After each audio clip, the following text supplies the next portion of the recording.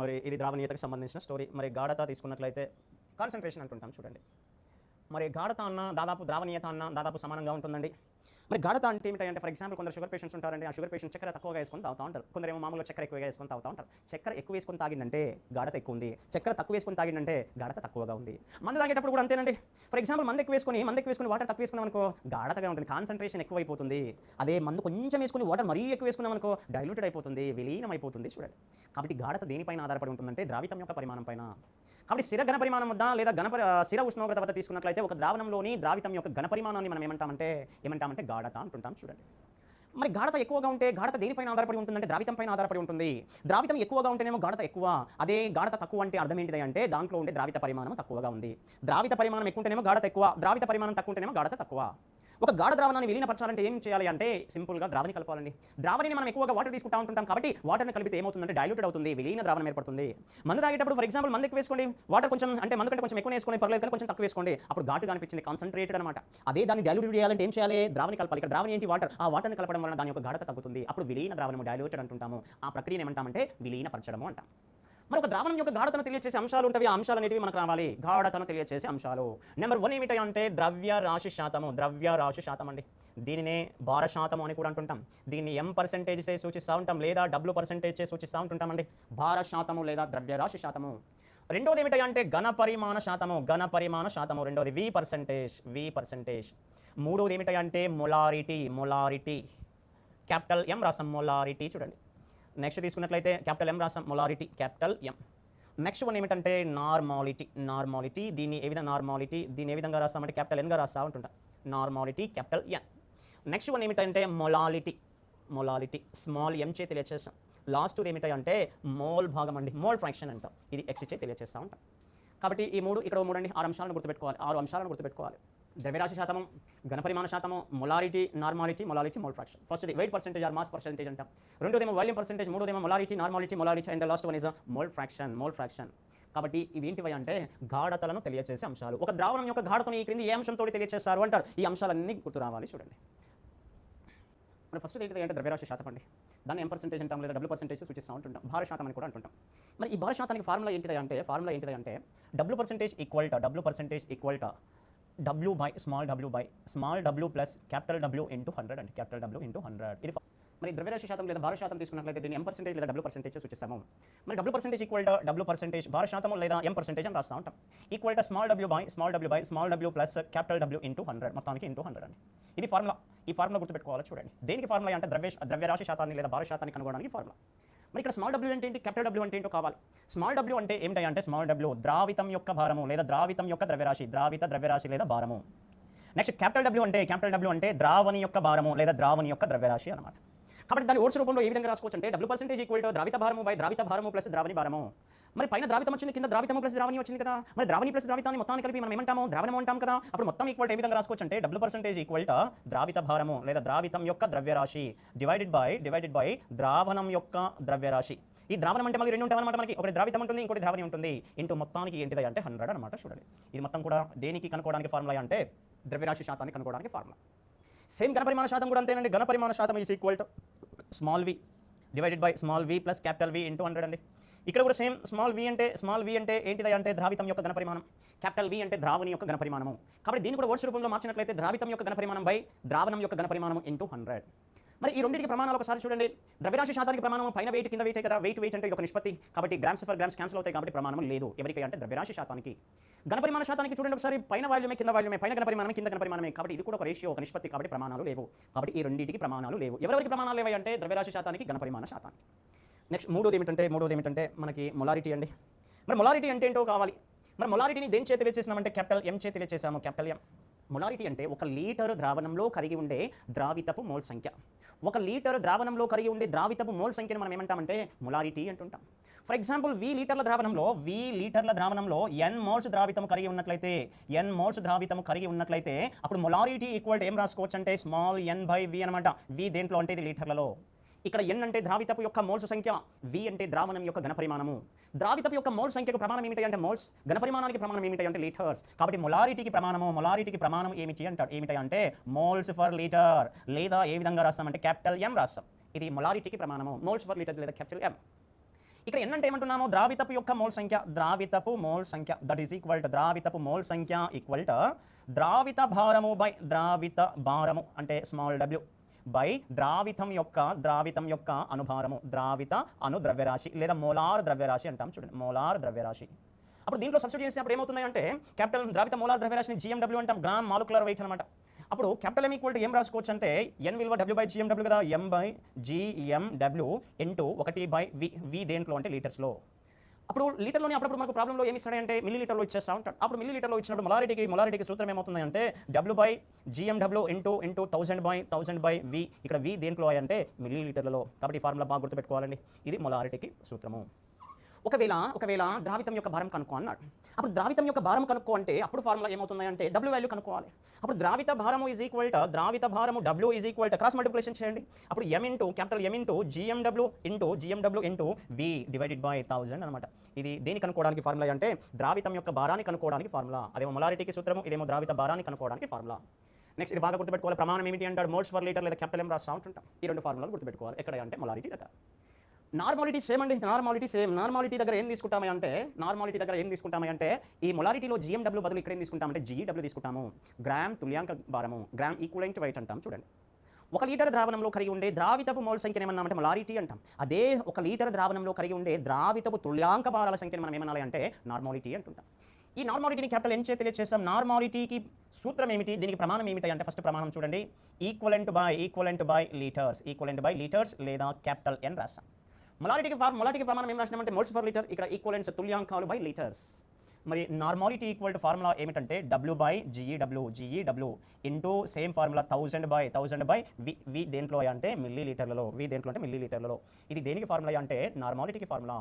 కాబట్టి normality equal to ద్రావితం యొక్క భారము బై ద్రావితం యొక్క తుల్యాంక భారం ఇంటూ 1000 బై ద్రావణం యొక్క ఘన ప్రమాణం తుల్యాంకాలు బై లీటర్. మరి మొలారిటీకి నార్మాలిటీకి రిలేషన్ ఏంటి? నార్మాలిటీకి రిలేషన్ ఏంటిది అంటే normality equal to valency Z అంటాం. Valency into molarity. ఇది ఒక ఫార్ములా కూడా గుర్తుపెట్టుకోవాలండి. ఇది ఎవరికి మధ్య సంబంధం అంటే నార్మాలిటీకి నెక్స్ట్ మొలారిటీకి మధ్య గల సంబంధము. అప్పుడప్పుడు మొలారిటీలో ఇచ్చేస్తూ ఉంటారు. మొలారిటీలో ఇచ్చి నార్మాలిటీ కనుక్కోవడానికి ఈ ఫార్ములాను అప్లై చేయాలి. మరి తుల్యాంక భారం అంటున్నాం కదా, మరి తుల్యాంక భారాలు ఎలా లెక్కించాలి? ఆమ్లాలకు ఎలా లెక్కిస్తాము, క్షారాలకు ఎలా లెక్కిస్తాము, లవణాలకు ఎలా లెక్కిస్తాము అనేది ఇంపార్టెంట్ అనమాట. మరి ఈ తుల్యాంక భారం అనేది ఎలా లెక్కిస్తాము అంటే ఆమ్లాలకు ఎలా లెక్కిస్తాము చూడండి. ఆమ్లాల తుల్యాంక భారము ఈజ్ ఈక్వల్ టు ఆ ఆమ్లం యొక్క అనుభారము లేదా దాన్నే మోలార్ ద్రవ్యరాశి అంటాం చూడండి. మరి ఇక్కడ ఆమ్లాల యొక్క తుల్యాంక భారం ఈక్వల్ టు ఆమ్లం యొక్క అనుభారము లేదా దాని యొక్క మోలార్ ద్రవ్యరాశి బై ఆ ఆమ్లం యొక్క ఏమిటయా అంటే క్షారత. మరి ఆమ్లం యొక్క క్షారత అంటే ఏంటిది అంటే ఒక ఆమ్లంలో ఎన్ని H+లు ఉన్నవి లేదా ఒక ఆమ్లము దానం చేసే H+ అయాన్ల సంఖ్యని దాని యొక్క క్షారత అంటాం. ఫర్ ఎగ్జాంపుల్ HCl యొక్క తుల్యాంక భారం ఈక్వల్ టు HCl యొక్క అనుభారము డివైడెడ్ బై HCl యొక్క క్షారత. అప్పుడు ఏమవుతున్నాయి అంటే ఇక్కడ చూడండి HCl యొక్క అనుభారము మన అందరికీ తెలుసు. హైడ్రోజన్ 1 క్లోరిన్ ఎంత 35.5 divided by HCl Ksharata. HCl ఎన్ని H+ ఉన్నాయి? ఒక H+ ఉంది కాబట్టి divided by 1 that is equal to 36.5 అన్నమాట. చూడండి డివైడెడ్ బై 1 అంటే అంతే వచ్చేస్తుంది కదా. ఆ విధంగా కనుక్కోవాలి. ఫర్ ఎగ్జాంపుల్ H2SO4 ఉందండి. H2SO4 తుల్యాంక భారం ఈజ్ ఈక్వల్ టు చూడండి H2SO4 తుల్యాంక భారం ఈజ్ ఈక్వల్ టు H2SO4 అనుభారం ఎంత అవుతుంది? హైడ్రోజన్ 1 కదా, ఇక్కడ 2 హైడ్రోజన్ ఉన్నాయి కాబట్టి 2 ప్లస్ సల్ఫర్ ఎంత 32 ప్లస్ ఆక్సిజన్ ఎంత 16 64 డివైడెడ్ బై ఇక్కడ హైడ్రోజన్లు ఎన్ని ఉన్నవి 2 కాబట్టి డివైడెడ్ బై 2 అనమాట. ఇక్కడ ఇందాకనేమో 1 తీసుకున్నాం, ఒక హైడ్రోజన్ ఇక్కడ 2 ఉన్నాయి కాబట్టి 2 తీసుకోవాలి. అప్పుడు ఏమవుతుంది అంటే 2 ప్లస్ 32 ప్లస్ 64 ఎంత అంటే 98 కాబట్టి 98 by 2 that is equal to ఎంత అంటే 49. చూడండి ఈ విధంగా లెక్కించాలి. ఫర్ ఎగ్జాంపుల్ HNO3 ఉంది. HNO3 యొక్క తుల్యాంక భారం ఈజ్ ఈక్వల్ టు HNO3 అనుభారం ఎంత? హైడ్రోజన్ 1 అండి. నైట్రోజన్ ఎంత? 14. ఆక్సిజన్ ఎంత? 16 × 3 60 ప్లస్ 16 × 3 కాబట్టి 1 ప్లస్ డివైడెడ్ బై ఇక్కడ హైడ్రోజన్ ఉన్నాయి ఒకటే ఉంది కాబట్టి 1 that is equal to 1 plus 14 plus 13 48 అప్పుడు ఎంత divided by 1 that is equal to 63 వచ్చేస్తుంది. చూడండి ఈ విధంగా లెక్కించాలి. ఇది ఎవరికై అంటే ఆమ్లాల యొక్క తుల్యాంక భారాలను కనుగొనే పద్ధతి. మరి క్షారాలకు ఎలా కనుక్కుంటాము చూడండి. సేమ్ ఇక్కడ ఆమ్లం బదులు క్షారం తీసుకోవాలి. ఫర్ ఎగ్జాంపుల్ క్షారాలు చూద్దాం. క్షారాల యొక్క తుల్యాంక భారము ఈజ్ ఈక్వల్ టు క్షారం యొక్క అనుభారము లేదా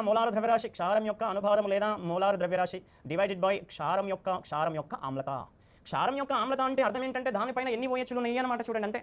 అప్పుడు ఫర్ ఎగ్జాంపుల్ NaOH తుల్యాంక భారం లెక్కించేద్దాం. NaOH తుల్యాంక భారం ఈజ్ ఈక్వల్ టు NaOH యొక్క అనుభారం ఎంత? సోడియం ఎంత? 23 ప్లస్ ఆక్సిజన్ ఎంత? 16 ప్లస్ హైడ్రోజన్ ఎంత? 1 డివైడెడ్ బై ఎన్ని OHలు ఉన్నాయో చూడండి, ఒక OH ఉంది కాబట్టి divided by 1 that is equal to 23 plus 16 plus 1 ఎంత అంటే 40 కదా. 40 divided by 1 that is equal to ఎంత అంటే 40 అనమాట. ఈ విధంగా లెక్కించాలి. For example CaOH taken twice ఉందండి. దీని పేరు ఏం పేరు? Calcium hydroxide. ఈ కాల్షియం హైడ్రాక్సైడ్ యొక్క తుల్యాంక భారం ఈక్వల్ టు కాల్షియం ఎంత 40 ప్లస్ ఆక్సిజన్ ఎంత 16, 2 ఆక్సిజన్ ఉన్నాయి కాబట్టి 32 ప్లస్ హైడ్రోజన్ ఎంత 1, 2 హైడ్రోజన్ ఉన్నాయి కాబట్టి 2 డివైడెడ్ బై ఎన్ని OHలు ఉన్నాయి ఇక్కడ? 2 OHలు కాబట్టి డివైడెడ్ బై 2.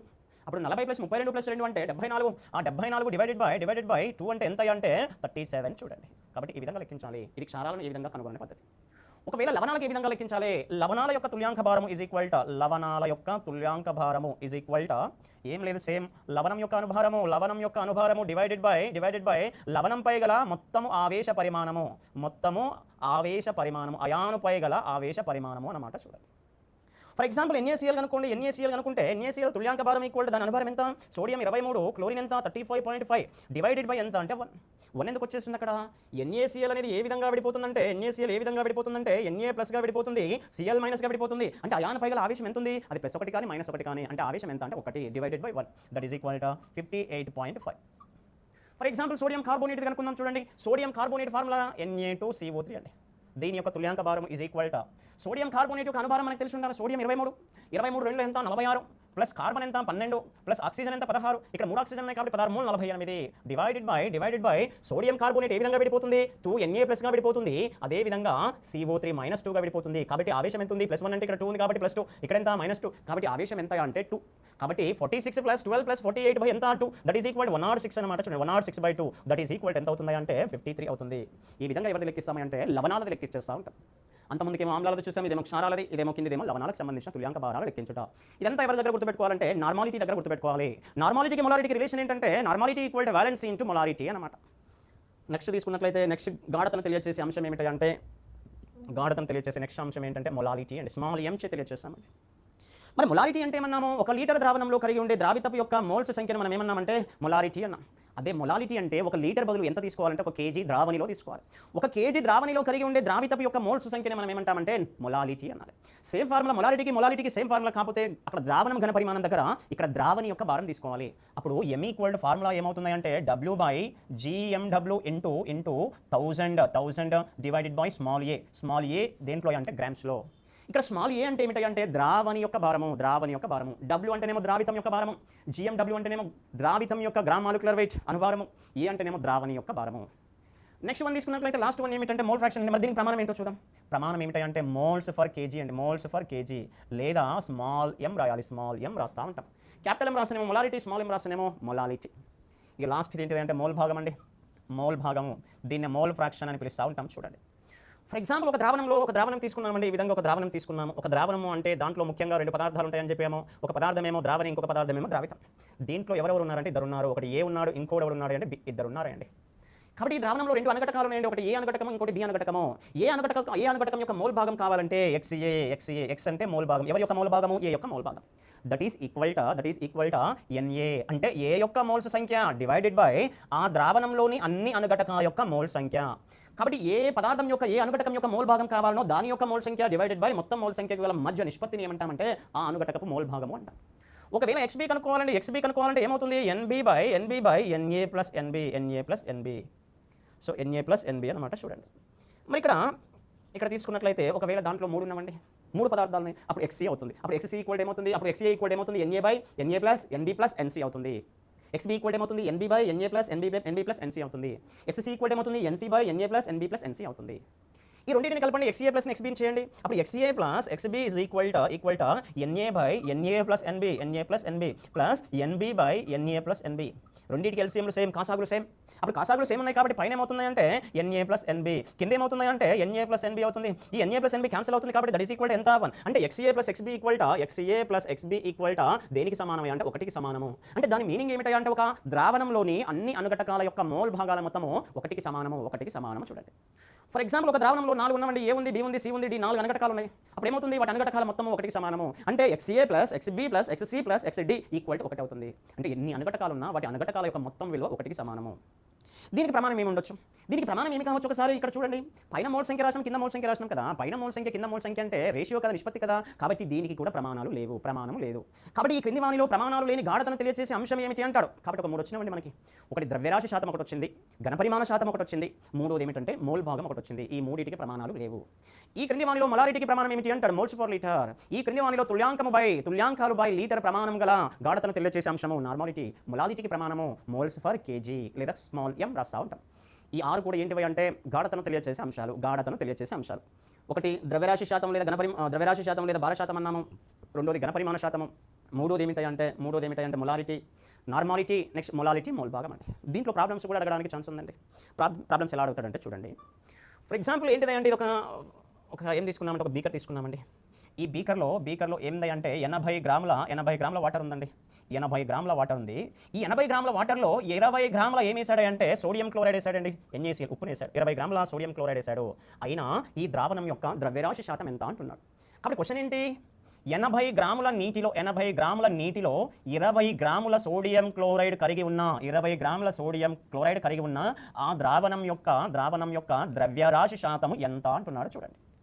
మనకు ఫార్ములా ఫస్ట్ తెలవాలి. ఫార్ములా మనకు ఆల్రెడీ తెలుసు. ఏంటిది అంటే ద్రవ్యరాశి శాతము ఈజ్ ఈక్వల్ టు ద్రావితం యొక్క ద్రవ్యరాశి డివైడెడ్ బై ద్రావిత ద్రవ్యరాశి ప్లస్ ద్రావణి ద్రవ్యరాశి ఇంటూ ఏమిటాయి అంటే 100. ఇది ఫార్ములా మనకు తెలుసు ఆల్రెడీ.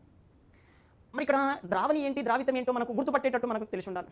ఇక్కడ 80 గ్రాముల నీటిలో సోడియం క్లోరైడ్ ఎంత ఉంది? 20 గ్రాములు ఉంది. ఎవరు ఎక్కువ ఉన్నారు? వాటర్ ఎక్కువ ఉంది. ఏది తక్కువ ఉంది? Sodium chloride. ఎక్కువ ఉండేదాన్ని ఏమంటాము? ద్రావణి అంటాం. తక్కువ ఉండేదాన్ని ఏమంటాం? ద్రావితము. కాబట్టి ఇక్కడ వాటర్ ఏమో ద్రావణి, సోడియం క్లోరైడ్ ఏమో ద్రావితం. అప్పుడు ఏమవుతుంది అంటే ఆన్సర్ ఏమవుతుంది అంటే చూడండి, దట్ ఈజ్ ఈక్వల్ టు 20 గ్రాములు డివైడెడ్ బై 80 ప్లస్ 20 మొత్తానికి ఇంటూ 100 అనమాట. చూడండి, అప్పుడు 20 డివైడెడ్ బై 80 ప్లస్ 20 అంటే 100 అండి. ఇంటూ 100 క్యాన్సిల్ అవుతుంది కాబట్టి 100 క్యాన్సిల్ అవుతుంది కాబట్టి ఎంత పర్సెంటేజ్ అనమాట? 20% ద్రవ్యరాశి శాతము.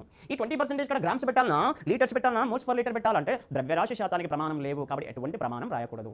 ఇది ఒక ప్రాబ్లం అండి. ఇది దేనిపైన అంటే ద్రవ్యరాశి శాతం పైన అడిగాడు. ఒకవేళ క్వశ్చన్ ఇట్లా అడిగాడు, ఇంకో క్వశ్చన్ అడిగాడు. ఏ క్వశ్చన్ అడిగింది అంటే 250 ml ద్రావణంలో ఎంత? 250 ml ద్రావణంలోనంట 250 ml ద్రావణంలో 50 ml సుక్రోజ్ అంటే చక్కెర కరిగి ఉంటే ఆ ద్రావణం యొక్క ఘనపరిమాణ శాతం ఎంత? ఇక్కడ చూడండి, దీనికి సంబంధించిన రిలేటెడ్ డయాగ్రామ్ వేస్తున్నా చూడండి. సో ఒక ద్రావణం అండి. ఈ ద్రావణము ఎంత ఉందంట? మొత్తం ఎంత ఉందంట? 250 ఉందంటానండి. 250 ml ఉందంట. 250 ml. ఈ ద్రావణంలో ఎంత చక్కెర కలిగి ఉందంట? 50 ml చక్కెర కలిగి ఉందన్నమాట. 50 ml చక్కెర కలిగి ఉంది. మరి 50 ml చక్కెర కలిగి ఉంటే మొత్తం ఇక్కడ ద్రావణి అనివ్వాలి, వాటర్ అనివ్వాలి. ద్రావణము అనిచ్చాడు. మరి ద్రావణము అనిచ్చాడు కాబట్టి మనము డైరెక్ట్గా వాడు ద్రావణి ప్లస్ ద్రావితాన్ని కల్పించాడు. అంటే ఇక్కడ వాటర్ యొక్క ఘనపరిమాణం ఎంత? 200 అవుతుంది కదా. అది 50 వెళ్ళిపోయింది కాబట్టి 200 అవుతుంది. లేదా డైరెక్ట్గా మనకు ఫార్ములా తెలుసు, ఘనపరిమాణ శాతం ఈజ్ ఈక్వల్ టు ద్రావితం యొక్క ఘనపరిమాణము బై మొత్తము ఘనపరిమాణము ఇంటూ 100. అప్పుడు ద్రావితం యొక్క ఘనపరిమాణం ఇక్కడ ద్రావితం ఏంది? 250 తక్కువగా ఉన్నది అంటే 50 డివైడెడ్ బై ఎంత? 250 ప్లస్ 50 కాదు ఇక్కడ. 250 అనేది డైరెక్ట్గా ద్రావణం అని ఇచ్చాడు కాబట్టి డివైడెడ్ బై 250 ఇంటూ 100. చూడండి, ఈ విధంగా చేయాలి ప్రాబ్లమ్స్. ఈ 0కి 0 క్యాన్సిల్ అవుతుందండి. 5 1 జా 5 5 జా. సో 5 1 5 5 25. Next 5 1 5, next 5 2 10 20. కాబట్టి ఎంత వచ్చింది అంటే 20%. చూడండి, 20%. ఈ విధంగా చేయాలి. చూడండి, ఇది ఘనపరిమాణ శాతం దగ్గర క్వశ్చన్. నెక్స్ట్ ఇంకో క్వశ్చన్ చూద్దాం. మొలారిటీ పైన క్వశ్చన్ చూద్దాము. మొలారిటీ పైన క్వశ్చన్ ఏంటంటే ఫర్ ఎగ్జాంపుల్ ఏమి ఇచ్చాడంటే 4 గ్రాముల సోడియం హైడ్రాక్సైడ్ NaOH అట 500 ml 500 ml ద్రావణంలో కరిగి ఉంది 500 ml ద్రావణంలో కరిగి ఉంది. అయినా ఆ ద్రావణం యొక్క మొలారిటీ ఎంత అంటాడు? మొలారిటీని లెక్కించండి అంటాడు. కాబట్టి ఒక ద్రావణంలో 500 ml ద్రావణంలో 4 గ్రాముల సోడియం హైడ్రాక్సైడ్ కలిగి ఉంది. ఆ ద్రావణం యొక్క మొలారిటీ ఎంత అంటున్నాడు. మరి మొలారిటీకి మనకు సూత్రం తెలుసు. మొలారిటీకి సూత్రం ఏంటిది అంటే M is equal to W by GMW into 1000 by V దేంట్లో ఇది? MLలో. VMLలో. మరి W అంటే ద్రావిత భారం, GMW అంటే ఏంటి? Gram molecular weight of solid. కాబట్టి W అంటే ఇక్కడ ఏంటిది? సోడియం హైడ్రాక్సైడ్ కదా. కాబట్టి 4 డివైడెడ్ బై సోడియం హైడ్రాక్సైడ్ యొక్క గ్రామ్ మాలిక్యులర్ వెయిట్ కదా. సోడియం ఇక్కడ ఎంత? 23 ప్లస్ ఆక్సిజన్ ఎంత? 16, హైడ్రోజన్ ఎంత? 1 ఇంటూ 1000 డివైడెడ్ బై V ఎంత? 500. చూడండి, 500. అప్పుడు 4 బై ఎంత? 40. 4 బై 40 ఇంటూ 1000 బై 500. అప్పుడు ఏమవుతుంది అంటే 2 0 క్యాన్సిల్ అండి. ఈ 0 కూడా క్యాన్సిల్ అవుతుంది. చూడండి, ఈ 0 క్యాన్సిల్. అప్పుడు మిగిలింది ఏంటిది అంటే పైన 4 మిగిలింది, కింద 4 మిగిలింది. ఈ 4కి 4 కూడా క్యాన్సిల్ అవుతుందండి. పైన 1 మిగిలింది, కింద 5 మిగిలింది. అప్పుడు ఎంత అవుతుంది అంటే 1/5 అంటే ఎంత? 0.2. ఇది మొలారిటీ కాబట్టి క్యాపిటల్ M రాయాలి. మొలారిటీ కాబట్టి క్యాపిటల్ M. సో ఈ విధంగా చేయాలి. ఇది మొలారిటీ అడిగినప్పుడు మనకు ఫార్ములా తెలిసి ఉండాలి. ఈ మొలారిటీ దగ్గర ఇంకొక ప్రాబ్లం కూడా చూడండి ఒకటి ఏంటిదంటే క్వశ్చన్ ఇట్లా అడిగాడు 0.63 గ్రాముల 0.63 గ్రాముల హెచ్ఎన్ ఇక్కడ 0.63 గ్రాముల అనకుండా ఏం చేసిండే అంటే అదే కనుక్కో అన్నాడు చూడండి అదే కనుక్కో అన్నాడు ఎట్లా అడిగిందంటే ఇక్కడ 0.1 m HNO3 లేదా HCl 500 లేదా 1 లీటర్ అనుకుందాం లేదా 1000 ml అనుకుందాం 1 లీటర్ ద్రావణం తయారు చేయడానికి అవసరమయ్యే HCl యొక్క భారం ఎంత HCl యొక్క ద్రవ్యరాశి ఎంత అన్నాడు చూడండి మొలారిటీ ఇచ్చాడండి ద్రావణం యొక్క ఘనపరిమాణం ఇచ్చాడు HCl యొక్క భారం కనుక్కున్నాడు కాబట్టి W వాల్యూ కనుక్కోవాలి మరి W వాల్యూ కనుక్కోవడానికి మనకు ఫార్ములా తెలుసు కదా లేదా మొలారిటీ ఈక్వల్ ఫార్ములా రాసుకోండి మొలారిటీ ఈక్వల్ ద్రావిత భారము బై ద్రావితం యొక్క తుల్యాంక భారము ఇంటూ 1000 బై V అప్పుడు దీంట్లో సబ్స్టిట్యూట్ చేయండి ఏ విలువ ఇచ్చాడు m విలువ ఇచ్చాడు v విలువ ఇచ్చాడు W వాల్యూ కనుక్కోండి అంటున్నాడు మరి GMW ఎలా తెలుస్తుంది GMW HCl కదా HCl కి GMW గ్రామ్ మాలిక్యులర్ వెయిట్ ఎంత హైడ్రోజన్ ఒకటి క్లోరిన్ 35.5 కాబట్టి 36.5 అవుతుంది దీన్ని క్రాస్ మల్టిప్లికేషన్ చేస్తే మనకు W వాల్యూ కావాలి కాబట్టి W ఈజ్ ఈక్వల్ టు